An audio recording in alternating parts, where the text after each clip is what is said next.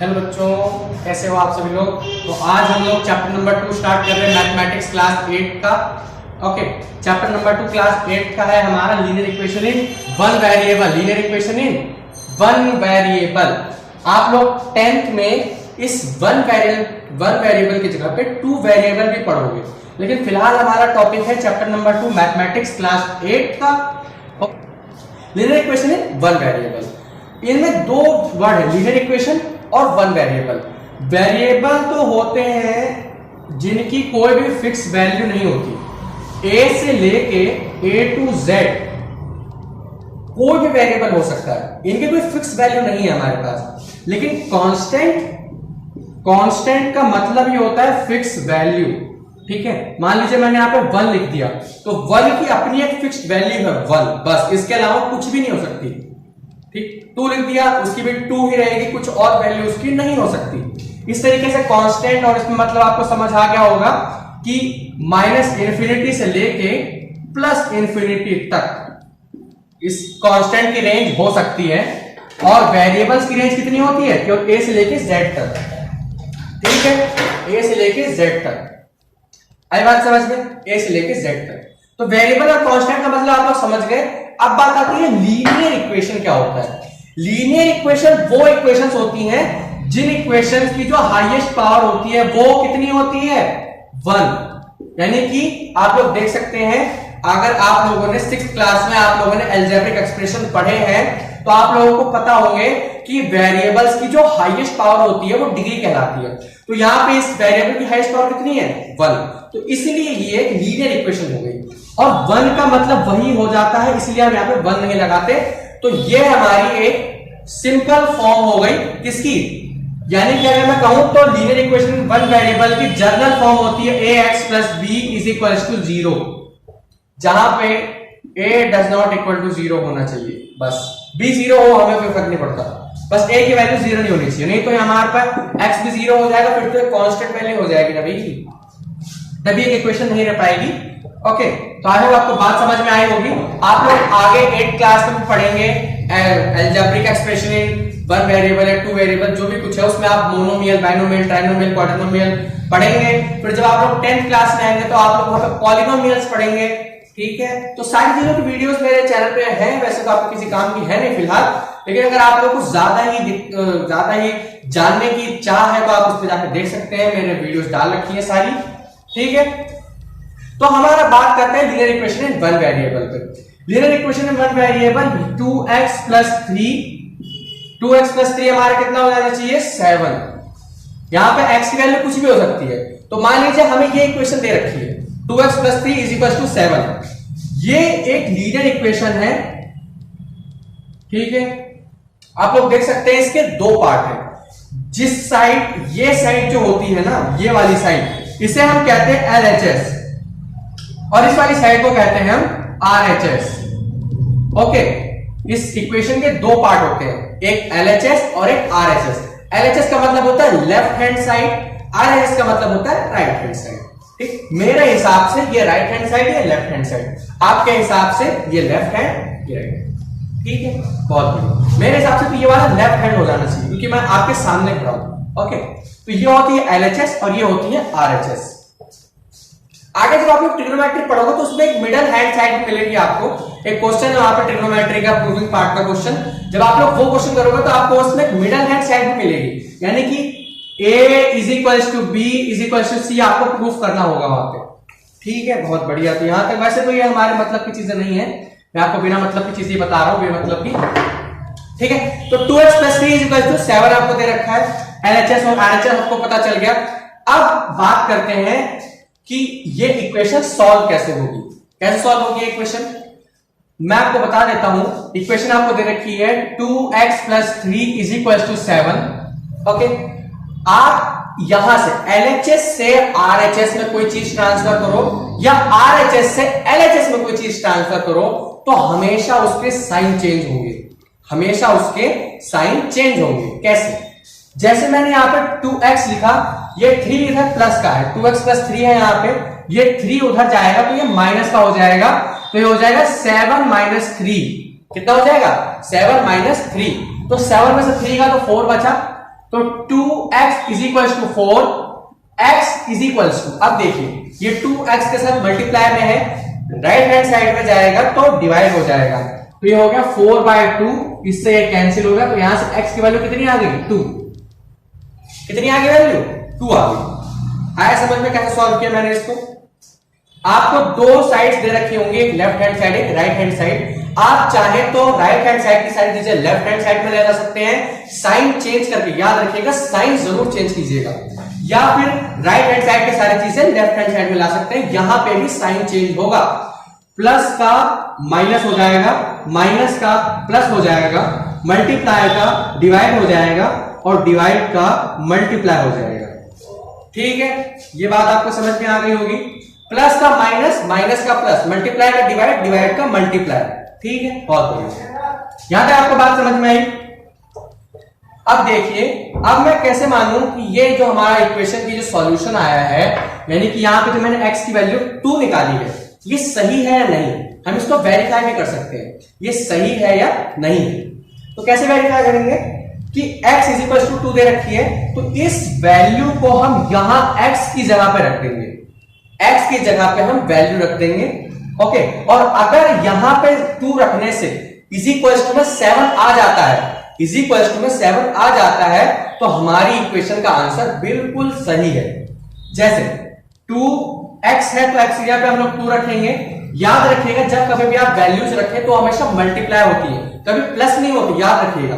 जैसे यहाँ पे 2x है तो 2x के साथ मल्टीप्लाई में, ना कि प्लस में। आपने कोफिशिएंट पढ़ा होगा, अगर मैं आपसे 2x में से x का कोफिशिएंट पूछूं तो कितना हो जाएगा 2 आंसर, और -2 का पूछूं तो -2x का, तो माइनस का 2 हो जाएगा। ओके, तो कोफिशिएंट का मतलब होता है मल्टीपल। ठीक है, तो 2 + 2, 2 × 2 + 3 = 7, तो 2 × 2 = 4 + 3 = 7।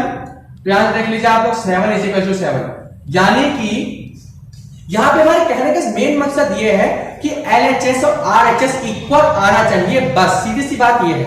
मतलब इस बड़ी सी बात का छोटा सा कंक्लूजन निकालें तो हमारा LHS जो है वो RHS के बराबर होना चाहिए, या RHS LHS के बराबर होना चाहिए, एक ही बात है। ठीक है, आपने कम्युनिटी लॉ पढ़ा होगा, A + B लिखिए चाहे B + A लिखिए, एक ही बात है। ठीक है, तो यहां तक आपको बात समझ में आ गई होगी। ठीक, linear equation in one variable. ठीक है, अब बात करते हैं ऐसी ही कुछ इक्वेशंस को सॉल्व करते हैं। आइए ऐसे ही कुछ इक्वेशंस को सॉल्व करते हैं। आप लोग 10th में जाओगे तो वहां पे आपको क्वाड्रेटिक इक्वेशन पढ़नी पड़ेंगी। क्वाड्रेटिक इक्वेशन जैसे x² + 7x + 10, x² + 7x + 10, ये क्वाड्रेटिक इक्वेशन है जहां पे हमारी हाईएस्ट पावर कितनी होती है 2। आप लोग वहां जाके फिर 3 पावर भी पढ़ोगे, x³ + x² + 3x - 4 = 0। इस तरीके की बहुत सी इक्वेशन मिलेगी आपको वहां पर। लेकिन फिलहाल हम यहाँ पे सिर्फ और सिर्फ लीनियर इक्वेशन पढ़ेंगे एक वेरिएबल में, वहां आपको लीनियर इक्वेशन ही मिलेंगी लेकिन 2 वेरिएबल्स में। ठीक है, फिलहाल हम लोग यहाँ पे कुछ इक्वेशंस लिख लेते हैं फटाफट से, जिनमें से हमारी सबसे पहली इक्वेशन है 5x = 37, बी इक्वेशन है हमारी 6x - 4, 6x - 4 = 20। ओके, तीसरी इक्वेशन है हमारी 7x + 5 = 7x + 5 कितना हो जाना चाहिए हमारा 26। ठीक है, बहुत बढ़िया। चौथी इक्वेशन लिख लेते हैं हम, अच्छा सी डी लिख रखा है, यहाँ डी लिख लेते हैं। तो डी इक्वेशन हो जाएगी हमारी 3x - 2 = 3x - 2 = 7। ई इक्वेशन हो गई हमारी 10x = -30 ठीक है, या -10x कर लो, ज्यादा बेटर है। -10x = -30। ओके, तो ये 5 इक्वेशंस हैं, इनको जल्दी से फटाफट सॉल्व कीजिए। पॉज करके जल्दी से इन्हें सॉल्व कीजिए, जल्दी से सॉल्व कीजिए इन्हें पॉज करके। कर लिया, चलिए आप लोग हम करते हैं इसे। 5x = 37, इसे हम 35 कर लेते हैं। ओके, 5x = 35, ये x इसके साथ मल्टीप्लाई में है यहाँ पे, तो इसको सॉल्व करेंगे तो हो जाएगा x इज इक्वल टू 35/5, यानी कि यहां से x की वैल्यू कितनी आ गई 7, x की वैल्यू कितनी आ गई 7। जल्दी जल्दी से करेंगे solve. 6x - 4 is equal to 20 दे रखा है, तो यहां से 6x इज इक्वल टू 20 + 4, ये हो जाएगा 24। तो x इज इक्वल टू 24/6, तो यहां से x की वैल्यू कितनी आ गई 4। आप चाहें तो इसमें वैल्यू रख के देख सकते हैं। 4 6 4 है 24, 24 - 4 20 इज इक्वल टू 20, यानी LHS इक्वल टू RHS। साथ साथ में वेरीफाई भी करते चलिए। 7x + 5 इज इक्वल टू 26, तो 7x ये प्लस का 5 है, उधर जाके माइनस हो जाएगा, तो 26 - 5 हो गया 7x is equal to 21, x is equal to 21/7, 7 से कैंसिल हो गया, तो x इज इक्वल टू कितना आ गया 3, x इज इक्वल टू कितना आ गया 3। अब ये है 3x इज इक्वल टू 7 + 2, क्योंकि यहाँ पर 2 माइनस का हो जाके प्लस का हो जाएगा, तो 3x is equal to 9, x is equal to 9/3। Okay, तो 3 से 9 कैंसिल हो गया, तो यहाँ पे x की वैल्यू कितनी आ गई 3। तो यहाँ पे वेरीफाई करके हम लोग यहाँ पे रखें, तो 3 3 जा 9, 9 - 2 7 इज इक्वल टू 7, तो यहाँ पे हमारा ये वेरीफाई हो रहा है। फिर देखिए x इज इक्वल टू 30/-10, यहां से साइन कैंसिल, 10 से 30, x इज इक्वल टू 3 आ गया आंसर। ठीक है, अब आप लोगों में से बहुत से लोगों का ये सवाल भी हो सकता है कि यहाँ -10 है तो दूसरे साइड जाएगा, तो ये प्लस का 10 होना चाहिए। लेकिन मैं आपको बता दूं कि अगर कोई भी नंबर मल्टीपल में है, किसी के भी मल्टीप्लाई में है, तो उसका साइन जो है ना मल्टीप्लाई का चेंज होगा, RHS से LHS में जाने पे, LHS से RHS में जाने पे। अगर मल्टीप्लाई का तो डिवाइड होगा, डिवाइड है तो मल्टीप्लाई होगा। ओके, डिवाइड है तो मल्टीप्लाई होगा, लेकिन अगर उसके साथ कोई नेगेटिव साइन भी लगा हुआ है, ठीक है, नेगेटिव साइन लगा हुआ है तो वो दूसरे साइड पे जाके ही हटेगा, अगर कोई एक्स्ट्रा साइन हुआ तो, वरना वो साइन नहीं हटेगा, याद रखिएगा। मल्टीप्लाई और डिवाइड में ऐसा होता है, प्लस माइनस में ऐसा नहीं होता, मैं बता देता हूं आपको। मल्टीप्लाई और डिवाइड में ही ऐसा होता है, प्लस माइनस में नहीं होता है ऐसा। ठीक है, ये 5 इक्वेशंस थी, इनको फटाफट से कॉपी में नोट कर लीजिए। फिर वर्ड प्रॉब्लम्स लेते हैं, इनके वर्ड प्रॉब्लम बहुत ही अच्छे हैं। ओके, वर्ड प्रॉब्लम्स बहुत ही अच्छे हैं, तो पहले नोट कर लीजिए, फिर वर्ड प्रॉब्लम्स लेते हैं। ओके, तो दोस्तों तो चलिए फिर वर्ड प्रॉब्लम्स लेते हैं। वर्ड प्रॉब्लम्स लेने से पहले एक बात देख लीजिए कि वर्ड प्रॉब्लम्स लेने से पहले आप लोगों को इनके बेसिक्स आते हो। जैसे कि बेसिक जो अभी मैंने बताया, इनके बेसिक्स आपको सारे आने चाहिए, अगर बेसिक्स नहीं आते तो फिर नहीं हो पाएगा। तो जैसे कि हम लोग एक क्वेश्चन ले लेते हैं, हमारा क्वेश्चन नंबर 1 है। जैसे 2 नंबर्स है हमारे पास, 2 नंबर्स, ओके, 2 नंबर्स है, जिनमें से 2 नंबर्स हैं जिनमें से एक जो है वो दूसरे से 2 ज्यादा है। एक नंबर जो है वो दूसरे से दुगना है, यानी दुगना नहीं, 2 ज्यादा है। ठीक है, जैसे मान लीजिए क्वेश्चन आप लोगों को समझ आ गया होगा कि एक जो नंबर है वो दूसरे से 2 ज्यादा है और उनका सम आपको दे रखा है 22। ठीक है, बहुत ही सिंपल सा क्वेश्चन है। ठीक, तो हम एक नंबर मान लेते हैं, let one number be x मान लेते हैं, क्योंकि x हमारा एक बहुत ही कॉमन वेरिएबल है।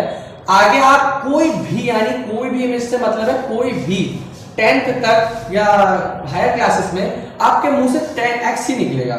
ओके, तो हमने x ले लिया पहला नंबर, तो दूसरा नंबर क्या है, कैसा है, उससे 2 ज्यादा है, तो दूसरा नंबर हमारा कितना हो जाएगा x + 2।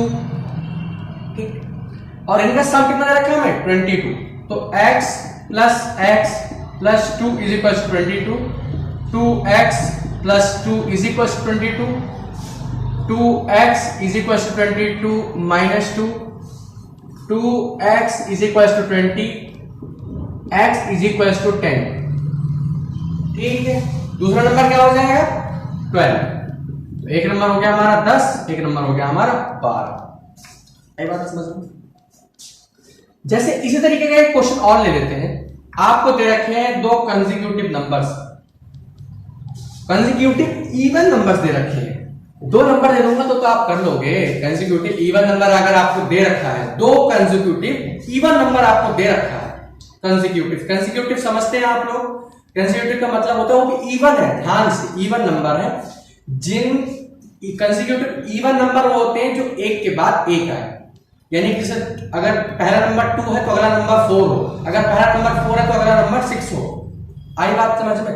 कंसेक्यूटिव इवन नंबर्स, ठीक, इवन नंबर्स है तो दो नंबर्स है आपके पास जिनका जो सम है ना वो आपको कितना दे रखा है 14, ओके 14 आपको उनका सम दे रखा है, तो आप लोगों को दोनों नंबर फाइंड करने हैं। तो सबसे पहले हम लोग मान लेते हैं लेट नंबर बी एक्स, एक नंबर हमने x मान लिया, आप चाहे उसे 2x भी मान सकते हैं, एक ही बात है क्योंकि x हमने यहाँ पे मान तो लिया, कोई दिक्कत नहीं है, ठीक। लेकिन अगर हम इसको 2x मान ले तो मान लीजिए अगर हमारा x का आंसर ऑड भी आता है तो भी वो इवन बन जाएगा, लेकिन हम यहाँ पे सिर्फ x मानते हैं, तो है नहीं कि अगर भाई हम जैसे 2x नहीं मानेंगे तो हमारा इवन नंबर नहीं आएगा, ओके। तो x की कोई फिक्स वैल्यू नहीं है, तो लेट नंबर भी x, दूसरा नंबर क्या हो जाएगा, जिनमें से एक जो नंबर आपका, जैसे आप लोग जानते ही हैं इवन नंबर है, तो इसमें अगर हम 2 प्लस करते हैं, क्योंकि 2 प्लस करेंगे तभी हमारा इवन बनेगा,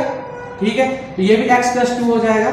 सम कितना दे रखा है हमें 14, x plus 2 is equal to 14, 2x is equal to 12, x is equal to 6, कितना आ गया 6, आई बात समझ में? x इज इक्वल टू 6 आ गया, तो x इज इक्वल टू 6 है तो ये 8 हो जाएगा, इनका सम होता है 14। बहुत ही इजी से क्वेश्चंस आते हैं इससे, ठीक है। तो ऐसे ही क्वेश्चंस आएंगे, ठीक है, आपको कॉन्सेप्ट समझ आ ही गया है कैसे करते हैं क्वेश्चंस को। अब मैं इस वीडियो को यहीं पे एंड करता हूं, ठीक है। इसके जो क्वेश्चंस बन सकते हैं वो मैं हैंड रिटन पीडीएफ नोट्स तरीके से आपके लिए पीडीएफ बना के उसकी लिंक डिस्क्रिप्शन में दे दूंगा, आप लोग वहां से जाके उसे ओपन कीजिए, उसमें जितने भी क्वेश्चन है उन्हें सॉल्व कीजिए, खुद से क्वेश्चन सॉल्व करोगे तभी आप लोगों को इसमें क्लैरिटी आएगी, ओके। तो इस चैप्टर में और कुछ भी नहीं है खास जो आपको बताया जा सके, जितना भी बताना चाहिए था मैंने आपको सारा बता दिया है, कुछ भी इसमें अब बचा नहीं है, सिर्फ और सिर्फ प्रैक्टिस कीजिए क्वेश्चंस की, आपका ये चैप्टर बिल्कुल धुआं धुआं हो जाएगा, ठीक है। तो पढ़ाई करते रहिए, ऑल द वेरी बेस्ट।